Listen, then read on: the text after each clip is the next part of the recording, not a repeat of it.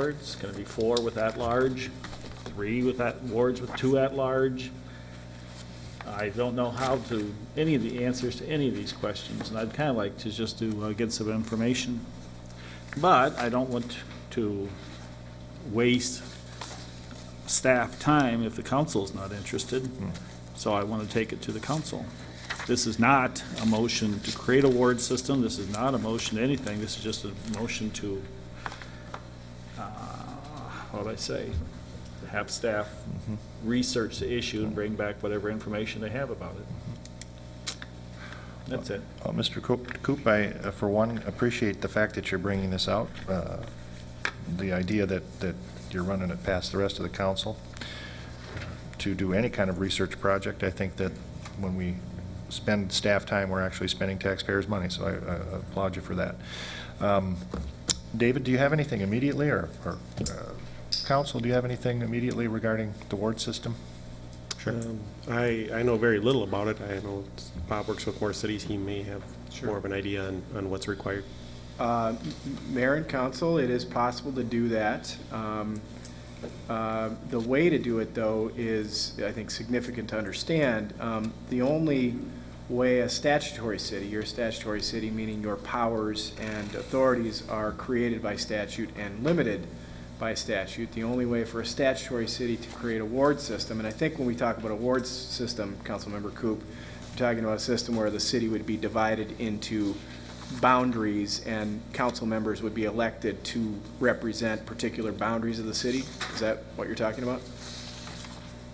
Say 4 wards Possibly. of the city? I mean, there's more than one way to look at it. You know, that's one method. The other one I was been kicking around and wondering about, is it possible to be like a soil water board where you come from a certain ward, a certain section of the town, but you're elected citywide? A soil water board's done that way. You know, Rootsmacher is our soil water representative, but he stands election in entire Scott County. But he's from District 1. Yeah. I don't know. Well, I don't know any of the that's- answers. That's why I'm bringing it up. I'm glad Mayor and Council Member Coop, I asked the question. What I was going to say was, when I think of a ward system, I think of what I described. Just, you know, for example, divide the city into 4 geographic boundaries, and folks would be elected from their boundary. You would be elected to represent Ward 1, 2, 3, 4. That's typically what I think of as a ward system. To do that, the city would have to adopt a charter. You'd have to become a charter city to do that, and that can be done. Cities do that. Cities are doing that as we speak. Typically, a charter obviously addresses more than just how council members are elected. It addresses everything about the city. Doesn't have to, but that's typically what's done. So that is the answer on establishing what I think of as a ward system. If, though, you're really talking more about precincts of the city, which would be election places that you would go to the poll, and people could be identified, I guess, as being from those precincts, although you couldn't limit council members to only coming from a certain precinct, but you could identify them by precinct. The city has authority to establish precincts. I think you have 2 today? Is that, or just 1? 1, okay. You could, the council has authority to establish more than 1 polling place, more than 1 precinct. So that is something you could do now without having to do a charter or something else sort of extraordinary, it's not the right word, but something involved as you would to do a ward system.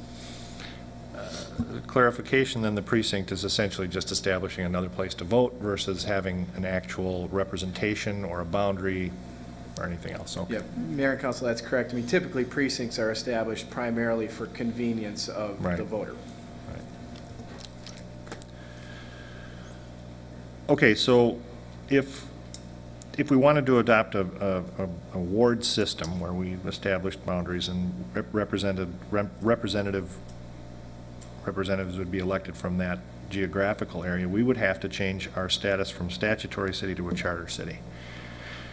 And chartering a city is perhaps the next phase of study, if you will. You know, if you really wanted to do that, because that has to be step 1 versus step 2 and step 3. This is dragging on a lot longer than I planned. We're giving you. I just wanted staff to look into it and come back with a report so we can look at it. It sounds like we have a report. I have no clue how to create a charter city. And, oh, it's a lot of fun, isn't it, Bob? Well, we could come back with what the process is, sure. Well, you can just follow I'm fine with that. what Rosemont's been working 3 Rosemont, years now. Greenfield, It takes 80% of the vote. It was on 2 ballots already. It's Yeah. cost them millions of dollars. yeah. The And now charter. they're going to overturn everybody on the council and the mayor out. They'll get their own new people. Mayor and council, we're Nobody's newly appointed grandfathered the in. attorneys in Greenfield, and so we've Oh. got all the answers on Yeah. how you do charter cities, but I'm not prepared to sort of try, Yeah, I can answer the question about wards tonight, but if you'd like to hear about charters, we can do a little one-pager Oh. that explains how you establish a We charter. can bring it I up. would really appreciate both of those things, so, thanks. I guess we'll just direct staff to do that. Okay, now we are on establishing a subcommittee for Public Works Facility. Mr. Coop, again, this is put on for your instruction. Oh, yeah. Well, the more I looked at this, the more I thought about it. I'm not sure if it's a subcommittee we want or what. I guess what I'm looking for is the previous council did a whole lot of work on why we need a public works facility. Now, I've always heard that,